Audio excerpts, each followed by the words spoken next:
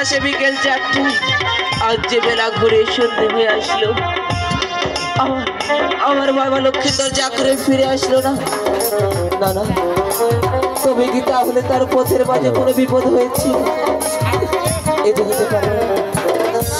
আমায় বের করে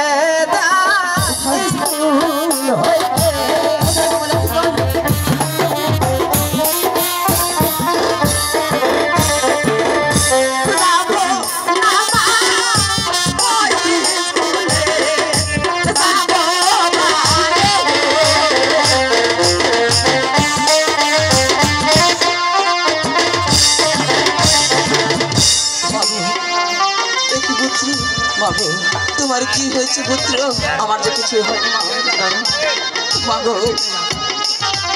আমি যাব না সেই স্কুলে, কেন আমি যাব সেই দক্ষিণে দেখছে বাণিজ্য করতে। না না, এই যে কিছুতেই হতে পারে না পুত্র। কি বলছো? হ্যাঁ, ওই দক্ষিণ দেশে বাণিজ্য যাওয়ার কথা শুনে দেখি তোমার চোখ দিয়ে ঝড় ঝড় করে জল ঝরছে। আজ আজ এই তোমার চোখের জল ঝরার কারণটাকে আমি জানতে পারি মাতা। না না, এই যে আমি তোমাকে কিছুতেই বলতে পারবো না বাবা। কি এমন কথা যে তুমি মুখে বলতে পারবে না? তোমাকে যে বলতে হবে মা। বলো মা, বলো বলো মা। এই কথাই শুনলে ওই আকাশ ভেঙে যে তোমার মস্তকের উপর পড়বে পুত্র। কি বলছো? তাই তুমি শুনতে চাও না পুত্র? এ কথা শুনলে আমার আকাশ ভেঙে আমার মস্তকে পড়বে। হ্যাঁ, এ কেমন কথা? তবুও যে আমাকে শুনতে হবে বাবা। কি বলছো পুত্র? বাবা তুমি ঠিক আছে। এর পূর্বে যে তোমার আরো 6-6টি দাদা ছিল, আমার 6-6টি দাদা ছিল। হ্যাঁ, তাহলে সে দাদা তোমার পিতার সঙ্গে গিয়েছিল সেই দক্ষিণ দেশে বাণিজ্য করতে। সেখানে গিয়ে তারা যে আবার বোকা করে ফিরে আসছিল।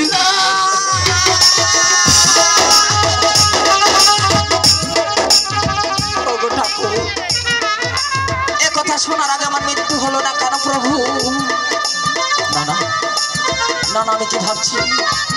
আমি যে চম্পাই নগরের আমার পিতার বর্তমানে আমি শেষ অধিপতি। আজ আমাদের সেই দক্ষিণ দেশে বাণিজ্য করা আমাদের পেশা। আমাকে যে যেতে হবে মাগো মা। আজ হয়তো তুমি 6-6টি সন্তানকে হারিয়ে পেয়েছো সোনার লক্ষ্মীন্দর কি।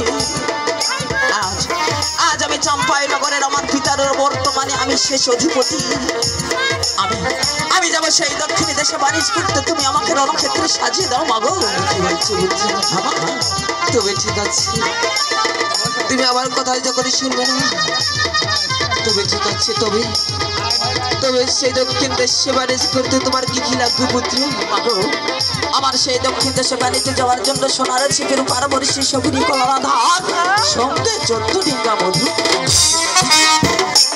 তুমি তোমার কি যাও, আমি তোমার পিতাকে বলে সকল ব্যবস্থা করে দিচ্ছি। ঠিক আছে মা।